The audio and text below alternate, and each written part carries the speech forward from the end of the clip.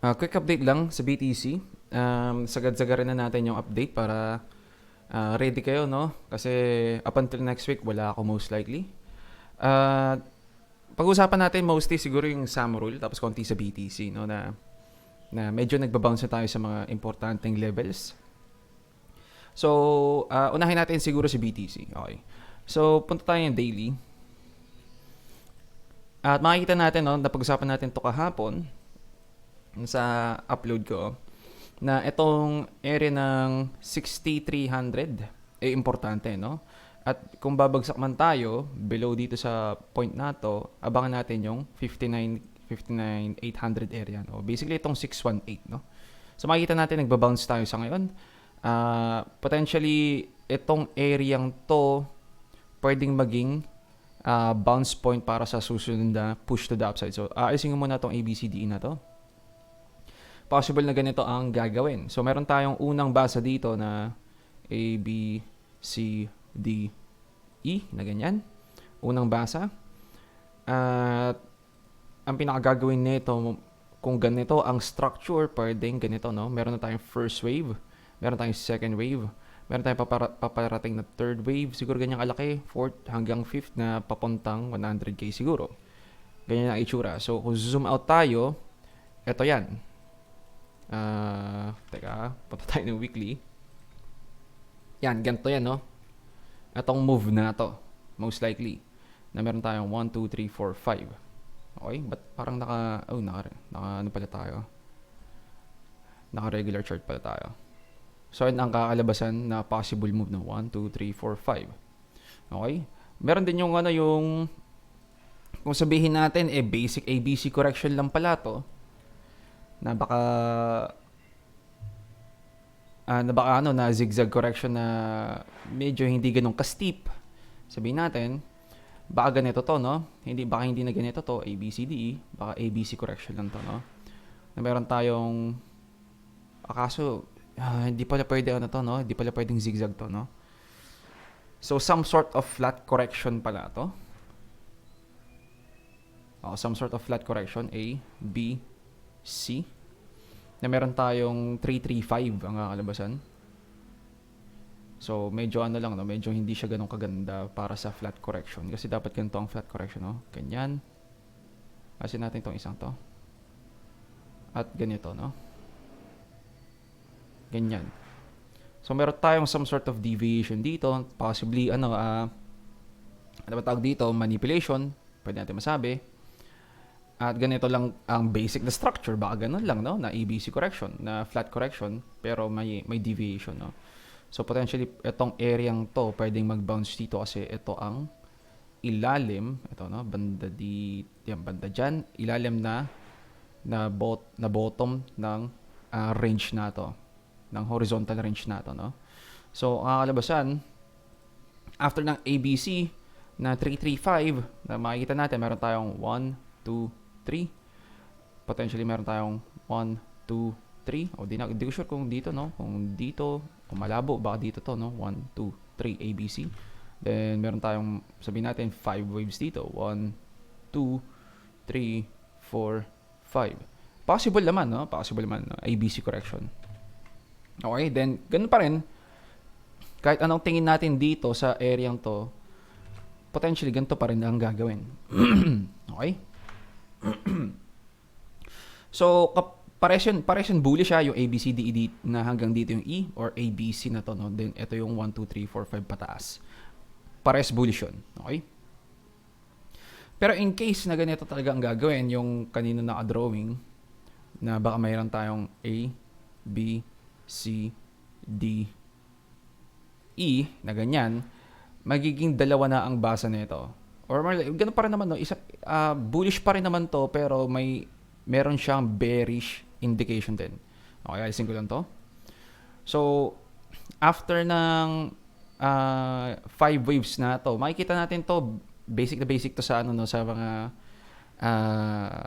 mga triangle waves or mga consolidating patterns, na meron tayong 5 waves sa loob ng mga consolidating patterns, no, na mga triangle. So, kung i-google nyo to, kung i-google niya tong descending widening wedge, ang itsura niyan sa bull market, meron tayong parang 5 waves na ganyan, no? 5 waves. Tapos isa pang lower low, na ganyan. Mali pala. Parang ganyan. Tapos parang widening wedge to, no? Mukha na siyang descending channel. Pero widening wedge ang gusto kong i-drawing dyan, no? Hindi lang perfect. So basically ito, no? So pwede niyo i-google yan. Hindi ko nga lang na pull up yung picture ng anong itsura ng widening wedge na 5 waves sa loob. So madalas yun nagbe-break to the upside. Okay? So bullish pa rin to. Dito magi-start ang potential 1 2 3 4 5. Ito yung target ng nung short ko, no? Potentially baka mga bandang 50k or sabihin natin 51k para safe. Then meron tayong potential breakout 2 3 4 at 5 kung saan man paparating to, no? Baka masyadong malaki yung 1 natin, baka ganyan yan na 1 2 3 4 at 5, no? Possible na ay ng galaw. Okay? So meron tayong potential na buying indication, buying area or longing area na dito, at least dito meron tayo. Ito, no? Ito, meron dyan. Kaya kung may short kayo dito sa mga area to, dapat nagte-take profit kayo. Sinasabihan ko rin sarili ko na dapat Bruce Lee, mag-take profit ka rin, no? Hindi pa ako nag-take profit pa rin, no? Kahit may short ako. Kulang ako sa conviction at sa self-control pa, sa tingin ko. Isang pindot lang sa phone naman talaga dapat ang kailangan kong gawin. Kaso yun nga, no? May kasamang grid kasi yun. So, possibly baka kung mag-bounce man to, late ako magte-take profit, no? Baka ganyan ang kakalabasan, no? Pero may possibility na mag-bounce na to dito. Okay? Ang kinakalabasan lang medyo nagiging bias ako towards dito sa ABCDE na to, no? Itong ABCDE na to. Kasi ang dami kasing parang negative news para masabi nating magpa-pump agad. Pero sa structure na to, sa structure ni BTC, dapat kung walang news, no, medyo mas madali ako makapag-take profit dito actually, no, kung walang news. Kaso may news no. So yung news kasi puro medyo may pagka-bearish, no. Hindi may talagang medyo big sign of bearishness talaga, no. So kaya medyo no. Hindi ko sure kung self-control pa ba to o talagang sinasabi sa akin ng data na baka babagsak talaga tayo. At least man lang dito sa mga part na to, no. Hindi ko sure. Okay? So, ang pinaka-point ko naman dito sa yung may dalawa tayong potential basa dito na ABCDE, then malaking pump. Meron yan, actually, bearish wave count, which is ganun din ang itsura, pero imbis na ang gagamitin yung ABCDE, baka leading diagonal. May mga tinatawag tayong leading diagonal, leading diagonal. So, example na mga leading diagonal, teka, hanap tayo. Meron, parang may leading diagonal ata dito, punta tayo ng daily. Mukha siyang mga triangle or mga kakaibang sort of triangle siguro na overlapping ang mga waves. So for example dito, meron tayong some sort of parallel channel lang ata to, no? Kaso pwede natin maganyan yan, no? Yan, na rising wedge. Okay? Ito naman rising wedge, no? Makikita natin kung ididikit lang natin sa mga close. Pwede rin naman ganyan, no? Pwedeng ganyan. Pero kung didikit lang natin sa mga closest, ganyan, meron tong 5 waves sa loob. Bullish to, no? Bullish. Meron tayong 1, 2, baka dito yung 3, 4, at 5. So, anong gagawin nito afterwards? Magkakaroon siya ng correction. Or basically, yung inaabangan natin na potential na breakdown, pero hindi siya maglo-lower low, no? Hindi siya maglo-lower low dito. Makikita rin natin ang target niyan, yung opening nito. Opening ng rising wedge na to. So, mula dyan hanggang dito siguro, Kaso hindi siya umabot, no? Ang layo pa niya, no? So baka ano to, no? Baka talagang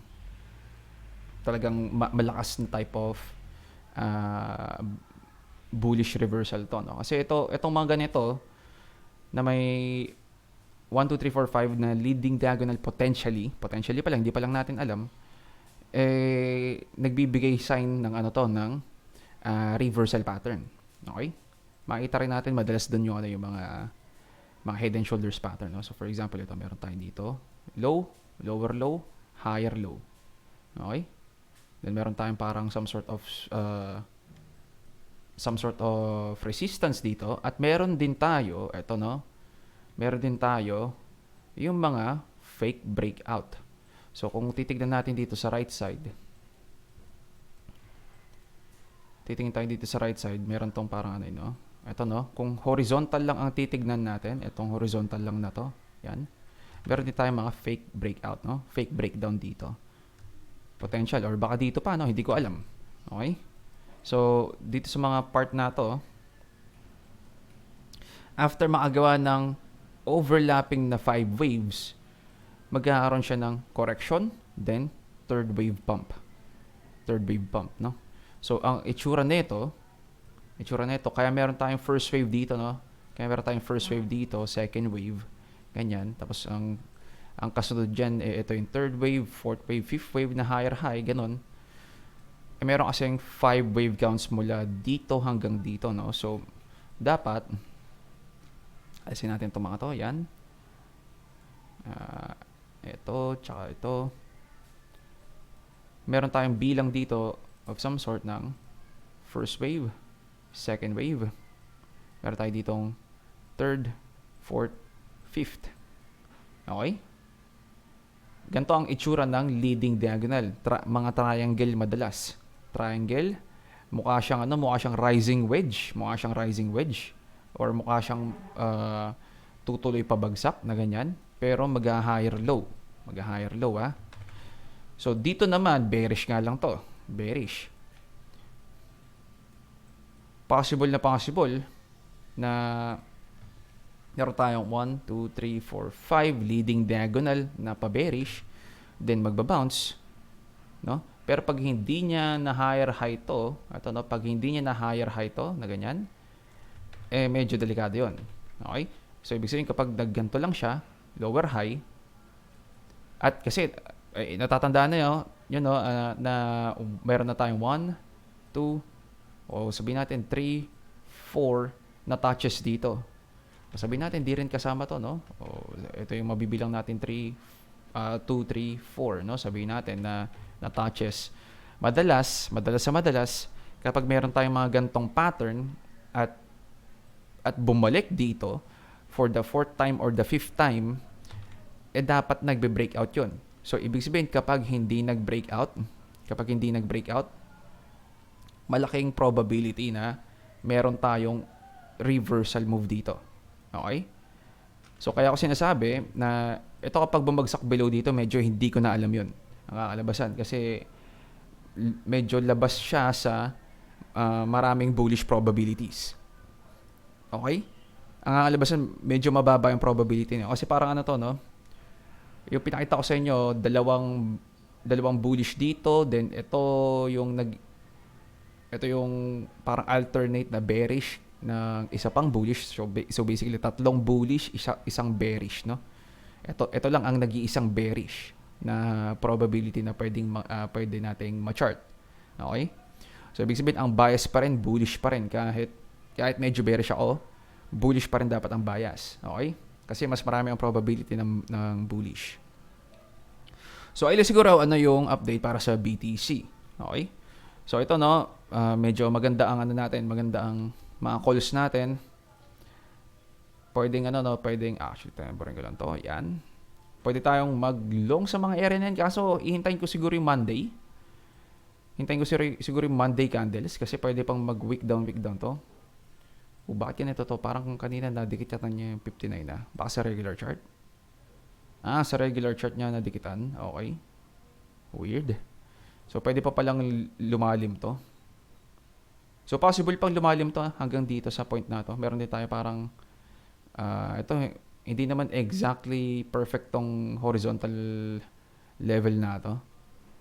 Hindi naman perfect to. Gusto ko lang ipakita yung ano, no, yung kung ranging market lang siya na sideways at meron tayong deviation or manipulation kumbaga, no?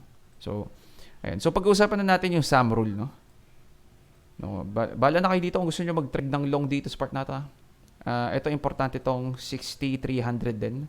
Makikita natin nagba-bounce up tayo, nagko-close above tayo, which is good para sa bulls. Okay, ang RSI natin nasa 40 RSI, pero sa tingin ko baka mag-30 RSI ito, hindi ko sure. Kasi medyo ano na, no, double click lang natin para makita natin. Ang 40 RSI medyo below na siya, no. So, di naman siguro ganun ka-significant kung nasa ilalim tayo ng 40 RSI. Mas importante 50 RSI kasi, no. So, generally bearish to. So, sa short term, at least bearish, no. So, kung pumunta na tayo dito sa mga bandang 30, ito na, bandang 30, nagre-recover naman. Ito, napunta tayo banda sa mga 35, nakaka-recover naman, no. So, sa tingin ko, baka may konting push down pa siguro ang price kung ano lang, no, kung iisipin natin through RSI. Kung sa weekly, ito na inaabangan natin sa weekly, no, na nasa 50 RSI na ang RSI natin, no? So, possible pag matapos tong Sunday candle na to, dito tayo matatapos. Exactly dito, no? Kasi Sunday na ngayon, no? Sunday candle na tong nilalabas ni BTC. So, kung dito tayo matatapos, medyo may chance tayo mag-hold ng 50 RSI sa weekly then mag-bounce. Okay? Possible naman yan. Okay, so nasa ano, marami siyang confluences na pwede tayong mag-bounce, ha. Maraming confluences na pwede. Okay? So dito, meron tayong 618 dito. At medyo importante itong level na to sa daily na marami tayong touches ng mga candle patterns, sorry, ng candlesticks, no? Ito na 1, 2, 3, 4. Okay? At makikita rin natin na medyo malalaki ang breaks. Malaki ang break dito, bagsak. Malaki ang break dito, pump, no? Okay, so medyo may significance tong parang midline nato, no? So ganyan ang itsura, no? At ito hindi natin kailangan siguro to. Yan, parang ganyan ang itsura. Okay? So babalik ko lang kasi baka makalimutan ko to. Pwedeng stop loss in profits area kasi to, no? In case na, no? In case na gusto ko mag-take profit bigla. Nababantayan ko kung pag nag-break to dito, pati ito di sa daily week na to siguro ay baka mag-take profit na ako, no? Baka kailangan ko na pag-isipan yung position ko kasi delikado na ang short, ang kakalabasan kung nagba-bounce tayo dito sa importanteng support na to. Okay? So anyway, punta na tayo sa SAM rule. Okay, medyo mahaba pala tong gagawin ko, no? So mabilis lang naman siguro to, no? Ito, pinapanood ko to kahapon lang ata, 10 hours ago, na maraming mga analysts na no, na aware na sa SAM rule recession indicator. Okay? So hindi ko na siguro basta ito na yung no. Ito pinapakita niya dito lahat na ng cross above 50. Ano ba to? 50 ba to? Tama, 50 ito, no? 0.50. Lahat ng cross ay nagkakaroon tayo ng dump.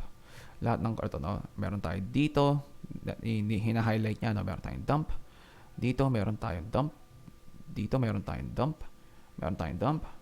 Cross above, meron tayong dump. Cross above, meron tayong slight dump. Cross above, meron tayong dump. Dump. Dump.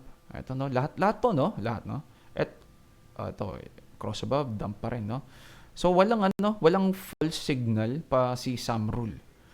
Pero meron tayong ito si Claudia Sam, ang creator ng SAM rule.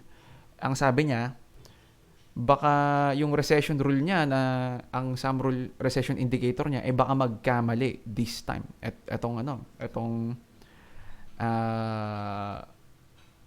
Etong point na to, no, na possible daw siya magkamali. Or yung itong SAM rule na to, possible daw magkamali sa ngayon.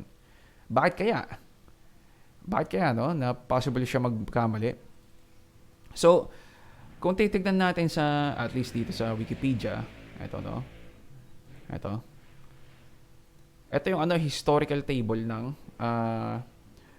every time pumapasok tayo ng above 0.5. Okay? So ito yung SAM value at ito yung unemployment rate. Tapos ito yung time o basically yung date ng kung kailan umaangat above 0.5 yung SAM rule. Ito yung recession, kung kailan nag-i-start yung recession. Lahat ng dates na to, itong mga year na to, lahat ng ito umangat ang SAM rule above 0.5 at lahat rin 'yon nag-recession. So meron tayong mga short recession din, no? For example, sa pandemic, ito April 2020, ang actual na lockdown March ng 2020 at doon yung malaking bear market yung malaking spike down, no, na 60% to 70% na dump, no? So papakita lang natin yung mabilis, BTC, USD, ganyan. Nasa na ito? Mabilis na papakita lang natin, no? Balik natin to sa logarithmic. Nasaan ba siya? Ito pala, layo pala na tingin ko, no? Ito ang March ng 2020. Ito yung COVID dump. Okay? So, hindi yan. Ito sa February ng 2020, yung start ng recession, lumabas ang above 0.5, actually 4 to, no? 4.00. First time to sa history ng SAM rule, no? Na biglang pump ang SAM rule, no? Na nag-4 agad, no? Tapos April 2020 natin nabasa dito sa SAM rule. So ang unemployment rate, ito yung lockdown, ibig sabihin March, April, no? January, February, March, April lumabas kasi nawala na ng trabaho ang mga tao simula March, no? Makikita natin 'yan sa April, no? Ang kakalabasan. So 14.8% unemployment rate, no? So ito lang ang masasabi ko. So yung creator si Claudia Sam, baka raw magkamali ang recession rule niya. So, like many indicators during the pandemic era, it's possible it could break.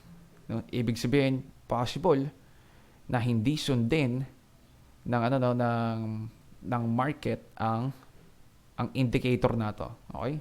Itong SAM rule, no? Ito, ang indicator na to, pwedeng hindi sundan ng market. Okay? Possible yun, ha? Pero at the same time, kung titignan natin, babalik na naman ako sa Wikipedia. Ito na nga lang. Ayan. Kung titignan natin sa Wikipedia, lahat ng to, big or small na recession, lahat to nag-start ng recession nung umangat tayo ng 0.5. Okay? So, pwede siyang, yung creator kasi nagsasabi mismo na pwedeng hindi magkatotoo to this time dahil nga sa sa pandemic era. Pero at the same time nga naman, hindi natin mapagkakaila na sobrang accurate at napaka-reliable na indicator na ni SAM rule. So ito, no, si SAM value 0.63 umangat, nagkaroon tayo ng recession 4 months before. Okay? 0.5 dito nung 1957, 2 months before nagkaroon ng recession. Lahat to, no? Lahat. So, ang sa unang tingin dito, siguro mga 3 months ang 3 months ang ano ba tawag dito? Parang pinaka-average ng start ng recession. So, possibly kung nakikita natin to by August ng 2024, baka July yung start ng recession. Baka July, ibig sabihin 2 to 3 months. So, June, July, number 1, July, August, September. Okay? So, September most likely ang kailangan natin abangan. Or pwede sabihin natin, baka October, no? Sabihin natin, hindi pa natin binibilang yung July. Sabihin natin, July, August, September, October. 3. Okay? Hanggang October.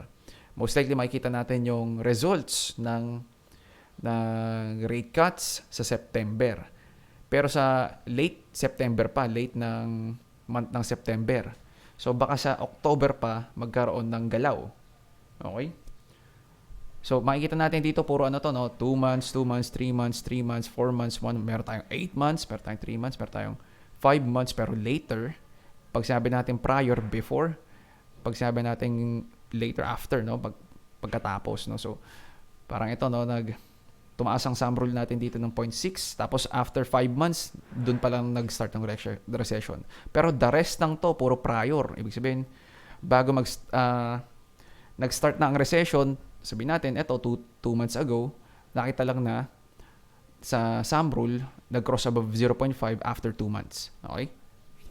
So dito ngayon, hindi natin alam, August ng 2024, yung 0.53 na to. Ito, 0.53. Okay?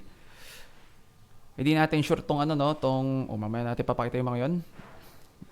Kung kailan nag-start. Pero kung titignan natin, mamatahin lang natin to, most likely parang ang average na ito sa mata natin 3 months, no, na prior, or sabihin natin baka later, no, pero mukhang prior, most likely 3 months prior na before, no, na baka sa July nag-start kasi, no.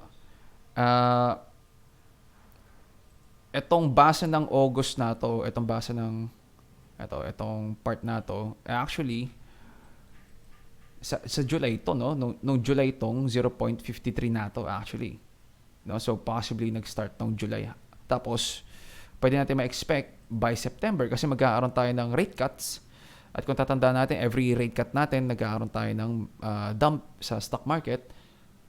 Baka dun nga yung area ng start ng recession. So kaya ako pina-point out sa inyo yung unemployment rate dapat hindi ganun kabilisan umangat, no, or basically ang labor market dapat hindi mabilis bumagsak. Okay? So last time 4.1 ang ano natin, ang forecast, pero umabot siya ng 4.3 agad, no. So ito, no, ito ang unemployment rate. Meron tayong sum value dito at na-record na ang 0.5, more than 0.5 etong August na to, no.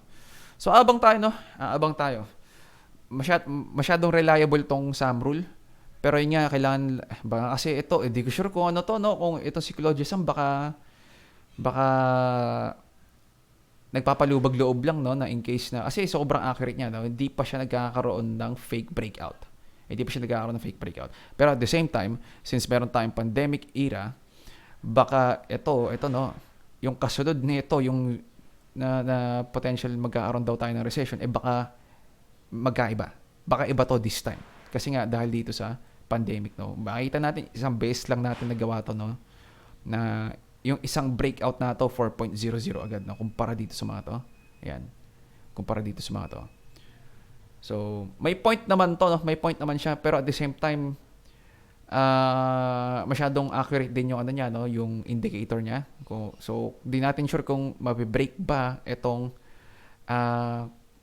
pagiging consecutive accuracy niya, no? Consecutive accuracy ng sum rule. So, magaling na ano to, magaling talaga na economist to, no, na nakagawa ng walang full signal na ano na indicator, pero nga baka siya mismo nagsasabi na pwedeng magkamali yung sum rule ngayon. Okay? So hindi natin sure, no? Hindi natin sure. So yan, tapos ito, no, sum rule, ang daming nagche-check na ito, no? Daming nagche-check. So ano pa ba? Ay, let's siguro update natin. Abang tayo ng ano, no? Abang tayo ng Monday most likely.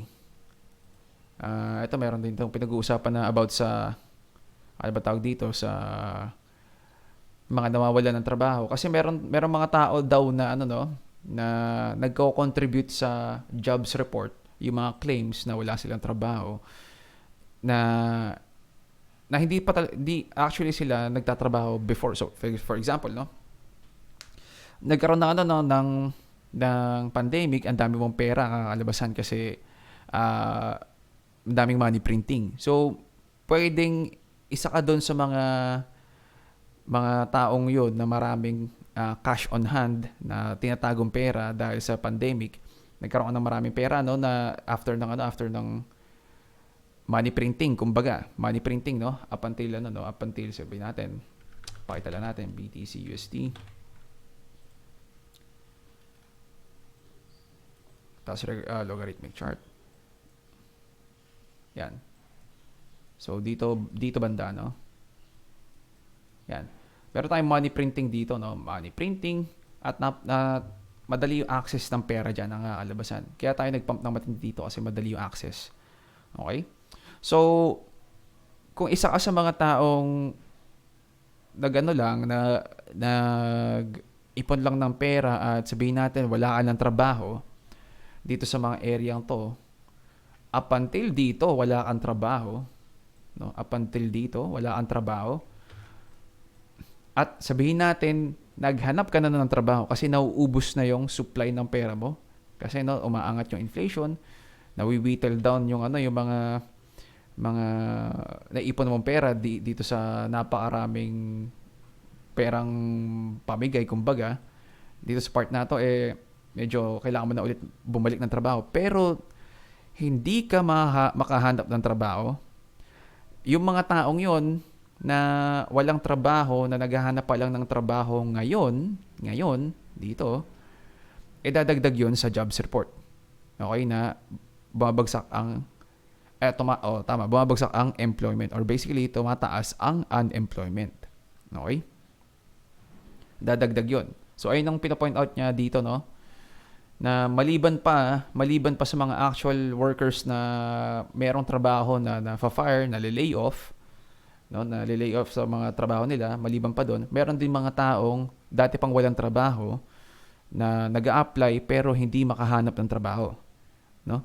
So ang kakalabasan, ang jobs report natin, mas titindi ang pag-angat. Okay? So ito, no, titindi pa nga ang pag-angat ng jobs report, no? Ito. So 4.3, tapos ito yung non-farm payrolls babagsak, no? So ay lang siguro i-update natin. Si Samrul, no, matibay na, or basically reliable almost lahat ng mga tao, ng mga economists pinagbabasehan talaga yung yung Samrul, pero yun nga, no, baka magkaiba na siya kasi almost lahat ng mga indicators na ginamit daw ng mga tao, mga analyst, nabe-break. Like many indicators during the pandemic, it's possible it could break. Ibig sabihin, katulad ng mga dati na mga indicators na nagsisipag be-breakout pero hindi tumutuloy, or basically mga nagkakaroon ng first time na false indication, baka magkamali naman rin ang Samrul, no? So ayun ang yung bullish news natin, no, na galing mismo kay sa creator ng Samrul, si Claudia Sam, na pwedeng hindi magkatotoo tong recession nato, no? Possible. Pero yun nga, at the same time, sobrang accurate niya, sobrang reliable source of information, at itong indicator na to hindi pa nagkamali ni isang beses. So kung magkakamali man siya, ngayon pa lang. Okay? Ngayon pa lang, ha? Okay, so ay lang siguro update natin. Siguro ito na yung last update ko up until next week. So ingat trades, GG's boys.